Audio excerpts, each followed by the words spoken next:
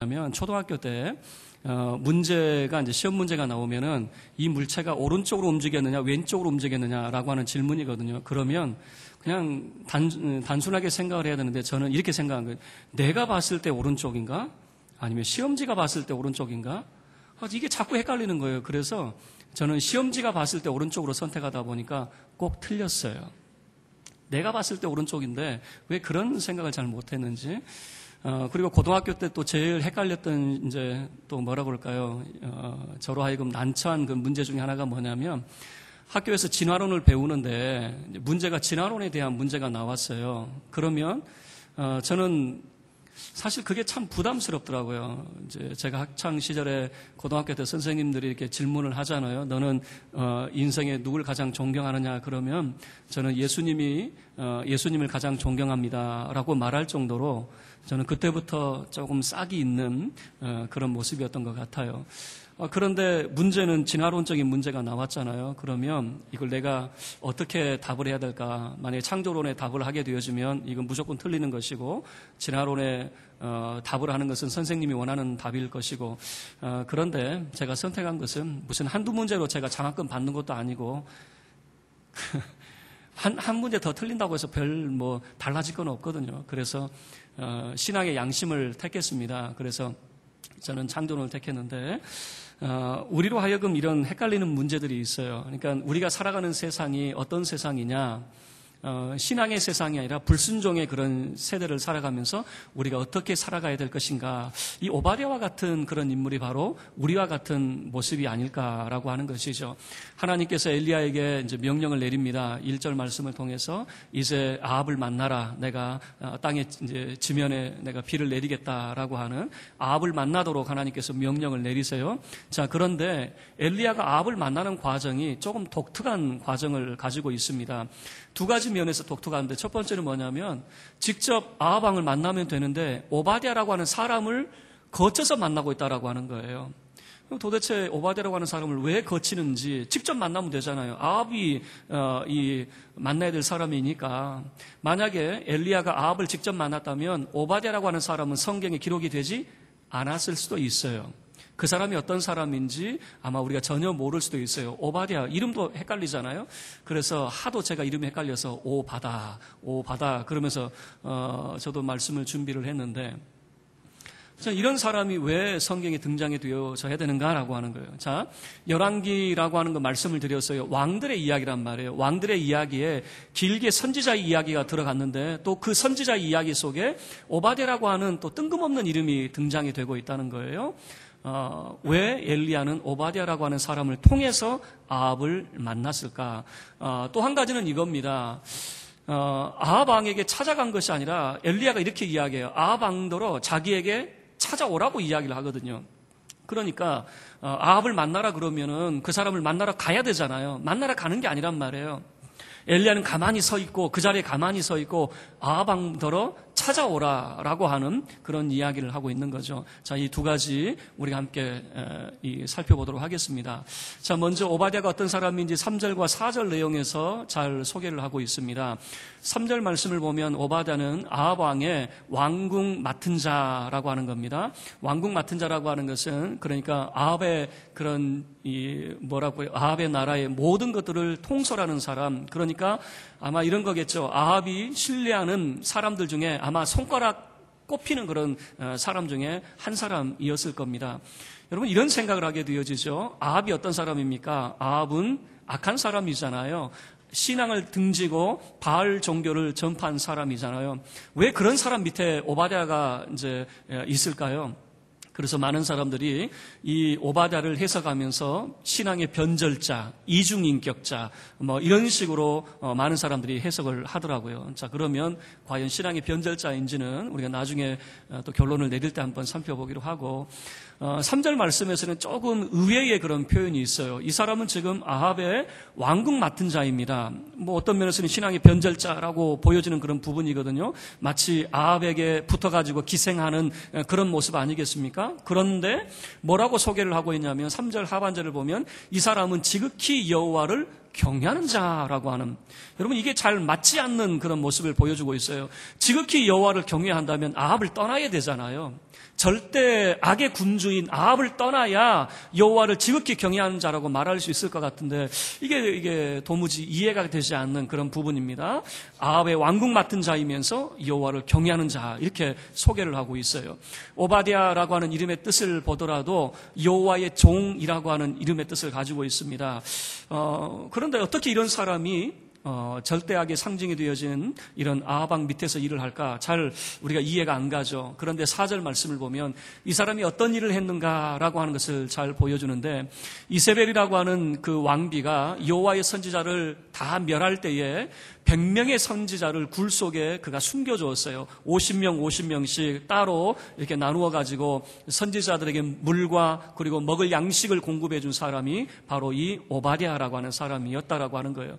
이 선지자를 숨겨줬다라고 하는 거 여러분 이것만 생각하더라도 이 사람은 참 대단한 일을 한 겁니다. 왜냐하면 만약에 이 사실이 발각되어지면 오바댜도 목숨 부지하기 어려울 겁니다. 그리고 아합 왕이 가장 믿었던 사람인데 등장 밑이 어둡다고 오바댜가 여호와의 선지자를 숨겨둘 줄 누가 알았겠습니까? 그리고 자기가 목숨 걸고 선지자를 숨겨줬을 뿐만 아니라 자기의 희생이 아니면 어떻게 100명을 먹여 살릴 수가 있겠습니까? 여러분 우리가 사람 입이 얼마나 무섭습니까? 한 입이 느는 것도 굉장히 무서운 판에 100명을 먹여 살렸다라고 하는 것은요. 그 기근의 때에 3년 6개월이나 되는 긴 기간 동안에 이 100명의 선지자를 먹여 살렸다라고 하는 것은 정말 엄청난 희생을 감수하지 않고서는 감당할 수 없는 것이죠. 이 오바댜가 이런 일을 했던 사람이다라고 하는 것을 보여주죠. 좀 맞지 않는 부분이에요. 아합 왕의 왕궁 맡은 자이면서 지극히 여호와를 경외하고 선지자 100명을 그는 살려주었다라고 하는 거죠. 자, 그런데 이 5절과 6절 말씀을 보면 아합 왕이 이 오바댜를 부릅니다. 자, 이 사마리아의 기근이 너무나도 심했습니다. 이제 물이 다 떨어져 갑니다. 그래서 이제 가축을 먹일 물이 없고 이제 풀이 다 말라갑니다. 그래서 했던 것이 무엇이냐면은 자기의 가축을 두 떼로 딱 나누었어요. 두 떼로 나누어 가지고 한 무리는 아합 왕이 그리고 한 무리는 오바댜에게 맡기게 되어지는 겁니다. 그리고 이렇게 이야기하는 겁니다. 자, 너는 이 길로 내려가고 나는 저 길로 가마. 그래서 물 근원을 찾아가지고 둘 중에 하나가 물 근원을 찾아내면 어떻게든 반대라도 이 짐승의 반대라도 살 수 있지 않겠느냐라고 하는 그런 제안을 하게 되어지는 거죠. 여러분 이제 이 모습을 보면 사실은 지도자로서의 그런 모습으로는 너무 형편없는 그런 모습이에요. 지금 이 시기가 어떤 시기입니까? 비가 오지 않아가지고 기근의 때입니다. 사람들도 허덕이는 판에 지금 이 아합 왕은 여러분 5절 말씀을 통해서 무엇을 걱정하고 있냐면 말과 노새라고 하는 자기 가축대를 염려하고 있는 겁니다. 말과 노새라고 하는 거예요. 여러분 말과 노새가 의미하는 바는 뭐냐면 고대 사회에서 돈벌이 수단이 말과 노새였습니다. 이 고대 사회에서 말과 노새는 단순히 가축의 의미를 뛰어넘어가지고 돈벌이 수단이었습니다. 그래서 솔로몬도 말을 키워가지고 이집트에 팔았어요. 그래서 많은 부를 얻게 되어졌어요. 이 아합 왕도 무엇을 놓치지 못하고 있냐면 이 기근의 때에 사람 안 보이는 것 같아요. 지도자로서 사람을 먼저 봐야 되는데 살펴야 되는데 자기 백성을 살펴야 될 지도자가 왕이라고 하는 사람이 무엇을 걱정하고 있냐면 말과 노새라고 하는 재물의 눈이 멀어가지고 물질의 눈이 멀어가지고 그 말과 노새를 염려하고 있는 모습을 여러분 한번 생각해 보세요. 이거는 뒷목 안 잡을 수가 없는 거예요. 이런 지도자가 있을까 싶을 정도이죠. 자, 그래서 이제 둘은 서로 물 근원을 찾아서 내려가게 되어집니다. 아마 사마리아에서 아합 왕은 남부로 내려가고 이 오바댜는 북쪽으로 올라간 것 같아요. 그 이유는 엘리야를 만나는 그 장면에서 우리가 생각해 볼 수가 있거든요. 자, 북쪽으로 올라갔던 것 같아요. 자, 왜 그러냐면 이 물 근원을 찾아서 올라가다가 이 아합 왕의 그런 말과 노새 반 떼를 이제 받아가지고 지금 물 근원을 찾아가는 거죠. 그러다가 길에서 누구를 만나게 되어지냐면 자기를 만나러 오는 엘리야를 만나게 되어지는 겁니다. 여러분 이 7절 말씀을 보면 오바댜가 얼마나 선지자를 공경하는 사람인지 잘 소개가 되어 있습니다. 그 엘리야를 알아보고 그가 했던 행동이 무엇이냐면 엎드리는 행동이에요. 엎드려. 그리고 그가 뭐라고 이야기합니까? 7절 하반절 보시면 내 주 엘리야여 당신이시니까 엘리야를 향해서 내 주라고 하는 표현을 쓰는 거예요. 여러분, 이것은요, 공경의 표현입니다. 부부 사이에도 아내가 남편을 공경하면 내 주라고 하는 표현을 쓰게 되어져 있어요. 왕이라 할지라도 존경을 하는 사람이 있죠. 랍비나 또는 선지자, 그런 사람을 만나게 되어지면, 존경하는 사람을 만나게 되어지면 내 주라고 하는 표현을 쓴단 말이에요. 그러니까 이 오바댜는 엘리야를 공경하고 있었다라고 하는 것을 그의 행동과 그의 말을 통해서 보여주고 있는 것이죠. 반대로 아합은 이 엘리야를 만났을 때 어떤 모습이었을까? 전혀 공경의 모습이 보이지 않습니다. 17절 말씀을 보셔요. 아합이 엘리야를 만났습니다. 그에게 이르는 말이 이스라엘을 괴롭게 하는 자여 너냐? 성경은 이렇게 표현하고 있지만 만약에 우리가 드라마를 만든다면 삿대질을 하면서 말하지 않았을까요? 이스라엘 괴롭게 하는 자여 너냐? 너. 전혀 공경하는 모습이 없어요. 여러분, 사람은요, 존경을 하게 되어지면 행동과 말을 통해서 나타나게 되어 있어요. 공경하지 않으면 눈을 부라리게 되어져 있는 겁니다. 말도 험한 말이 나오게 되어져 있는 거예요. 자, 이 오바댜는 엘리야 선지자를 만났을 때 그의 공경의 모습이 행동을 통해서 엎드립니다. 말을 통해서 내 주라고 하는 표현을 통해서 공경심을 가지고 있었다라고 하는 것을 보여주는 거죠. 자, 엘리야를 만났습니다. 그런데 엘리야가 뭐라고 그럴까요? 이 오바댜에게 무거운 짐을 하나를 지우는 겁니다. 뭐라고 이야기하냐면 이렇게 엘리야가 이야기하는 거예요. 내가 여기 있을 테니까 너 가서 아합 왕 내게로 데리고 와라고 하는 거예요. 내게로 데리고 와. 이거 한번 생각을 해보세요. 일개 선지자가 요즘 말로 하면 선지자 나부랭이가 한 나라의 왕을 오라가라.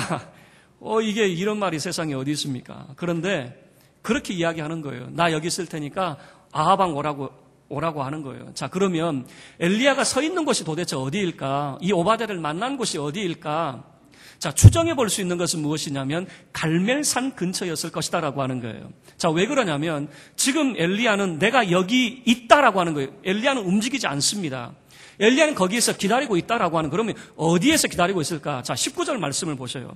아합 왕에게 이런 이야기를 합니다. 19절 보시면 그런즉 사람을 보내 온 이스라엘과 이세벨의 상에서 먹는 바알의 선지자 450명과 아세라의 선지자 400명을 갈멜산으로 모아 누구에게로 나오라? 내게로 나오라 그러죠. 자, 그러면 이 성경의 흐름을 통해서 우리가 살펴보면 지금 엘리야는 움직이지 않았다라고 하는 것을 알 수 있고 지금 어디에 계속 머물러 있는가? 이 갈멜산 근처에서 머물고 있다라고 하는 것을 알 수 있다는 거죠. 지금 엘리야는 나 다른 데 안 갈 테니까 아합 왕을 데리고 와라. 그리고 아합 왕에게는 뭐라고 이야기하냐면 나 다른 데 안 갈 테니까 지금 이스라엘 온 백성들과 바알과 아세라 선지자를 내게로 데리고 와라 그러잖아요. 자, 내게로 데리고 오라라고 하면 지금 이 갈멜산이라고 하는 곳에 있을 것이다라고 하는 거죠. 여러분, 갈멜산이라고 하는 것은요, 이 성경에서 풍요의 산으로 그려지고 있습니다. 그래서 아마 참 이 물이 넉넉한 그런 지역이었을 거예요. 그래서 이 오바댜도 그쪽으로 향하지 않았을까라고 하는 겁니다. 그리고 이 갈멜산에는요, 특징이 하나 있는데 여호와의 제단이 있었던 곳입니다. 어떻게 알 수 있냐면 엘리야가 여호와의 제단을 이 갈멜산에서 수축한다라고 하는 표현이 나와요. 수축. 여러분, 이 수축했다라고 하는 것은 뭐냐면 원래 제단이 없었는데 새로 쌓았다는 말이 아니라 원래 있었던 제단인데 사람들이 버리고 간 제단, 그래서 망가져버린 제단을 다시 재건했다라고 하는 의미가 있거든요. 자, 그러면 갈멜산에는 여호와의 제단이 원래부터 있었다라고 하는 것을 보여주는 거죠. 여러분, 지금 그런 의미에서 보면 엘리야는 갈멜산이라고 하는 무너진 여호와의 제단, 이것을 바라보면서 아픈 마음을 가지고 그곳에 머물고 있는 것이죠. 그리고 오바댜라고 하는 사람을 만나서 이렇게 이야기하는 거죠. 아합 왕을 내게 데리고 와라고 하는 거죠. 자, 그럴 때 오바댜가 깜짝 놀랍니다. 자, 왜 깜짝 놀라냐면요, 여러분 이 9절 말씀을 보면요, 오바댜가 이렇게 깜짝 놀랐어요. 9절 보시면 내가 무슨 죄를 범하였기에 당신이 당신의 종을 아합의 손에 넘겨 죽이게 하려 하시나이까? 지금 깜짝 놀랐죠. 무슨 말입니까? 내가 도대체 무슨 죄를 지었길래 나를 아합의 손에 죽이려고 합니까? 이제 그 뒤에 보면은 그 이유가 설명이 되어져 있어요. 지금까지 아합 왕이 엘리야를 찾고 다녔어요. 찾고 다니면서 엘리야를 발견을 못했잖아요. 그리고 나서 맹세를 시킨 겁니다. 무슨 맹세를 시켰냐면 엘리야를 내가 보지 못했다라고 하는 것을 맹세를 시키는 거예요. 만약에 거짓이 발각이 되어지면 이런 협박을 이제 했겠죠. 자, 공문을 통해서 만약에 거짓이 발견이 되어지면 한 사람이 아니라 마을 전체를 아예 불살라버리겠다라고 하는 그런 거짓 협박까지 하게 되어졌겠죠. 이런 사실을 잘 알고 있는 이 오바댜가 이런 걱정이 되어지는 거예요. 지금까지 엘리야를 찾으려고 했지만 못 찾았어요. 자, 내가 만약에 아방 앞에 가가지고 내가 엘리야를 만났습니다 해놓고 왔는데 엘리야가 없으면 어떻게 해요? 여호와의 영이 엘리야를 어디로 또 다른 데로 데리고 가면 어떡합니까? 그러면 나는 거짓말하는 자가 되어지고 아방 앞에 나는 죽은 목숨인데, 그래서 이야기하는 거예요. 내가 어떤 사람인지 듣지 못했습니까? 나는 어려서부터 여호와를 경외하였고 내가 선지자 50명씩 굴에다가 숨겨서 물과 내가 떡을 공급해 줬는데 그 소식 못 들으셨습니까? 내가 여호와의 선지자를 위해서 했던 그 선행들을 듣지 못했습니까? 이런 간청을 하는 거죠. 그럴 때 엘리야가 맹세를 합니다. 나 어디 안 가니까 아방 데리고 와. 나 어디 안 가. 이렇게 약속을 한 겁니다. 그리고 이 오바댜가 이 아방을 데리고 엘리야에게 데리고 옵니다. 그리고 엘리야가 아합을 만나는 장면이 16절부터 19절까지의 그런 모습에 이제 담겨져 있는 거죠. 아방이 엘리야를 만났을 때에 막 씩씩거리고 있었겠죠. 이스라엘을 괴롭힌 자여 너냐? 막 그러면서, 그럴 때 18절 말씀을 보셔요. 엘리야는 뭐라고 항변합니까? 왜 내가 이스라엘을 괴롭힌 자요? 내가 아니라 당신과 당신 아버지의 집이 이스라엘을 괴롭힌 거 아니요. 당신이 여호와의 명령을 버리고 바알을 따르니까 이런 괴롭힘을 당하는 것 아니요. 자, 누가 이스라엘을 괴롭힌 자인지 한번 증명해 봅시다. 그게 바로 갈멜산이었어요. 그래서 엘리야가 아방에게 제시를 하는 겁니다. 도대체 누가 이스라엘을 괴롭힌 자인지 한번 이 갈멜산에서 한번 증명해 봅시다. 이세벨 상에서 먹는 그 바알과 아세라의 선지자들 한번 다 불러 모으고 나도 한번 서서 과연 이스라엘을 괴롭게 한 자가 여호와인지 아니면 바알인지 한번 따져봅시다. 자, 이래서 이 갈멜산의 그런 이 대결의 전초 그림이 이제 그려지게 되어지는 거죠. 자, 그런데 우리가 이제 우리가 생각하면서 왜 하필이면 엘리야는 오바댜라고 하는 이런 사람을 만나야만 했는가라고 하는 거예요. 이 오바댜 이름도 헷갈리고 이제 아마 여러분 교회 문 나서자마자 오바다는 기억이 날 테도 오바댜는 도대체 뭐 하는 사람인지 까맣게 잊어버릴 거예요. 도대체 이 사람이 뭐 하는 사람인데 왜 이 사람을 통해서 아합을 만나게 되어지고 이 사람을 이렇게 등장시켰을까라고 하는 거예요. 자, 그런데 우리가 1절부터 19절까지 내용을 보면요, 의외의 이름 하나가 등장이 되어집니다. 그러니까 지금 엘리야와 오바댜, 아합이라고 하는 세 사람인 줄은 알겠는데 계속해서 반복되어지는 의외의 이름이 등장이 되고 있어요. 자, 그 이름이 누구냐면 이세벨이라고 하는 이름입니다. 4절 말씀을 보셔요. 4절 말씀을 보면 이세벨이 여호와의 선지자를 멸할 때라고 하는 표현을 쓰고 있죠. 그리고 13절 말씀을 보셔요. 이세벨이 여호와의 선지자를 죽일 때에라고 하는 표현을 쓰고 있죠. 그러니까 이 이세벨이 어떤 여자였는가, 이 이세벨이라고 하는 왕비가 여호와의 선지자를 얼마나 괴롭힌 자였는가라고 하는 것을 보여주죠. 아예 여호와의 선지자 씨를 말리려고 했던 사람이 이세벨이었다라고 하는 거예요. 자, 그리고 19절에서는 뭐라고 이야기합니까? 이세벨이라고 하는 이름이 다시 한번 등장이 되어지는데 그 이세벨의 상에 어떤 사람들이 모이고 있냐면 바알의 선지자 450명 그리고 아세라의 선지자 400명이 모이고 있다라고 말입니다. 이세벨이 누구를 아끼고 있냐면 바알의 선지자와 아세라의 선지자를 아끼고 여호와의 선지자는 죽이고 있더라라고 하는 것을 보여주고 있는 거죠. 여러분이 이세벨이라고 하는 이름을 여러분이 기억하셔야 돼요. 이 당시에 역사적으로 이 분단 국가였습니다. 북이스라엘과 남유다의 이런 분단 국가였어요. 북이스라엘에서는요, 이 이세벨이라고 하는 여자가 여호와의 선지자를 씨를 말리려고 했는데 남유다에서는 어떤 일이 벌어지냐면 이 아합 왕의 딸, 그러니까 이세벨의 아마 뭐 딸인지 아합 왕의 딸이 남유다의 이 여호람이라고 하는 왕과 결혼을 하게 되어집니다. 결혼을 해서 그가 왕비가 되어지는데 그 남편이 죽었어요. 그리고 그 아들이 또 왕이 되어졌는데 1년 정도 있다가 또 죽어버렸어요. 그리고 이 이세벨의 딸 아달랴라고 하는 여자가 무슨 짓을 했냐면은 6년 동안 그가 있으면서 다윗의 후손들을 씨를 말려버렸어요. 자기가 바알 종교를 퍼뜨리고 싶은데 다윗의 후손들이 있으면 바알 종교를 퍼뜨릴 수가 없는 거예요.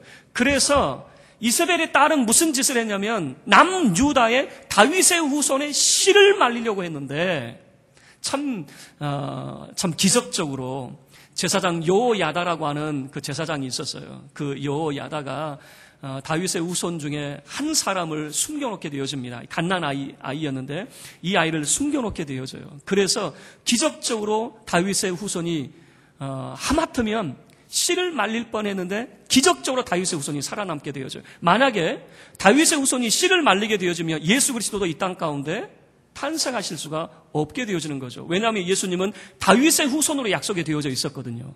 자, 그러면 보세요.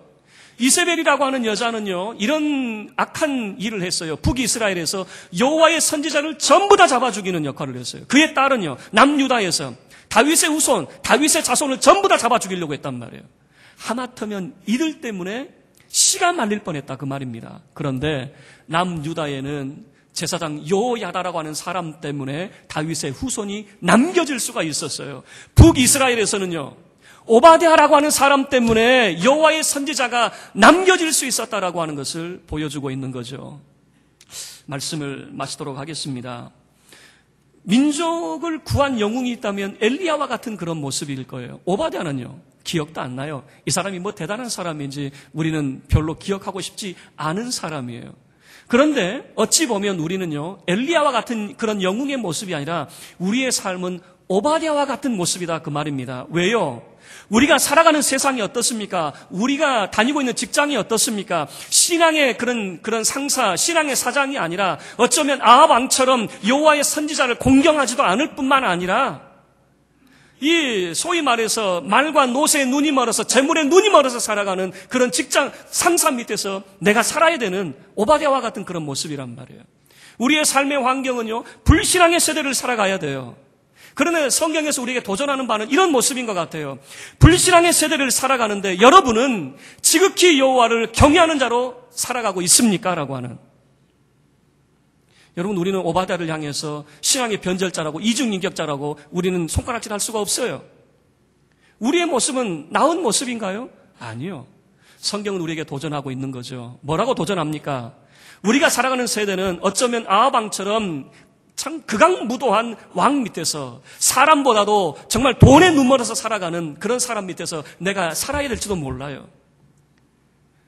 그런 불신앙의 세대 가운데에서 우리는 과연 우리의 신앙을 온전히 지켜나가고 있는지, 과연 이 오바댜처럼 아합의 왕국 맡은 자임에도 불구하고 그를 향해서 여호와를 지극히 경외하는 자라고 그를 평가하고 있는 것처럼 우리는 여호와를 지극히 경외하는 자의 삶을 살고 있느냐라고 하는 것입니다. 저와 여러분의 삶이 이 불신앙의 세대를 살아가면서 비록 마음에 들지 않을지 몰라요. 어찌 보면 내가 섬기고 있는 직장 상사가 정말 아합보다 더한 사람일지도 몰라요.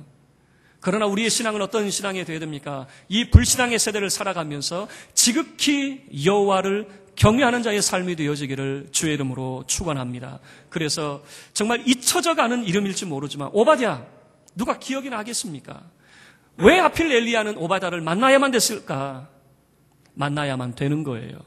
오바댜와 같은 이 소시민을 통해서 아무것도 아닌 것 같은 이런 사람들을 통해서 여호와의 신앙의 그런 계승이 온전히 이루어지고 있고 여호와의 선지자들이 살고 있다라고 하는 것을 성경 우리에게 보여주는 거죠. 저와 여러분의 삶, 불신앙의 세대 가운데 여호와를 지극히 경외하는 자로 하나님을 기쁘시게 하는 자의 삶이 되어지기를 주의 이름으로 축원합니다.